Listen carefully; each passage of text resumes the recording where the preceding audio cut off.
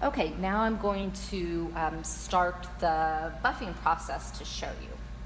Now, we always start with Tripoli, and our machines, they're labeled. This is number one, the compound that you use, and then over here to white diamond is labeled number 2, the second compound you use, and then you've got rouge, the third. The machines got set up wrong.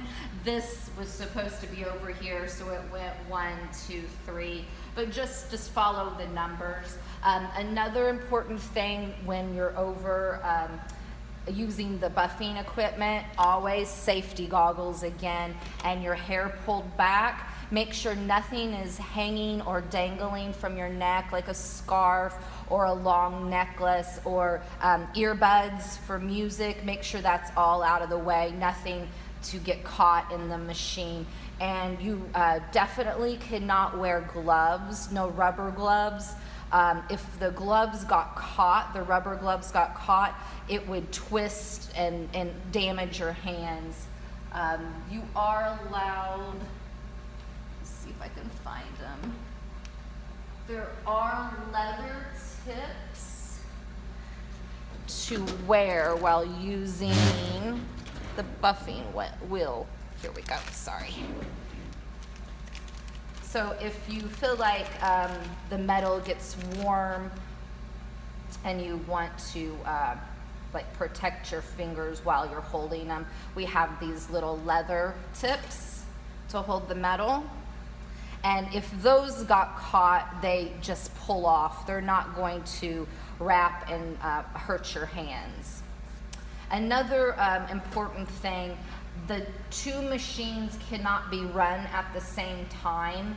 How they're wired, if both machines are running, like if 4 people are on these machines, it throws a breaker switch and we lose power. So only one at a time, which shouldn't be a problem with social distancing now. So at this equipment, only one person's gonna be allowed to be working here at this buffing area at a time anyway. So throwing the switch should not be an issue now.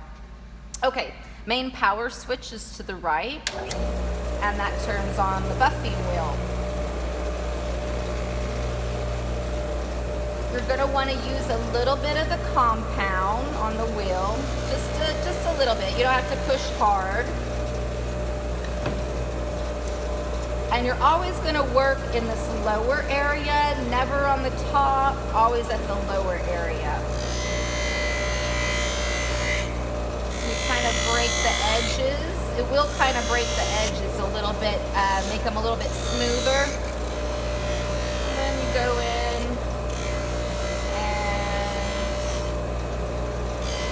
cover the surface. If you feel like the metal is starting to get too hot to hold, you can go to the leather tips, or there are these little wooden blocks. It's kind of hard to read, but make sure it's labeled for the right compound. This says Tripoli, and you can rest the metal on the wood blocks, and that will help keep the heat from your hands, fingertips.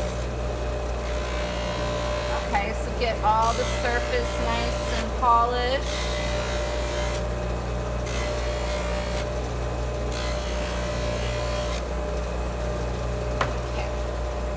Shut the machine off. Also remember, just moving around the studio, these machines take a little bit of time to shut down, so just be aware when you walk through. Okay, so that was the first, just the Tripoli, and it's pretty shiny. I mean, if you get to a point where you like this polish, you can stop after the Tripoli. You don't have to go on through the rest of the steps. But you do, if you are done or you are moving on to the white diamond, you need to remove the compound. You can see there's still some of this waxy compound on it, and I don't want to just move right down to white diamond and contaminate that wheel. I want to clean that off. So at the sink, we have this red liquid in spray bottles, and it's buffing compound remover. You would spray it on the metal, use a toothbrush, and clean that all off, dry it off, and then move on to the next wheel. So I'm gonna do that, and I'll be right back.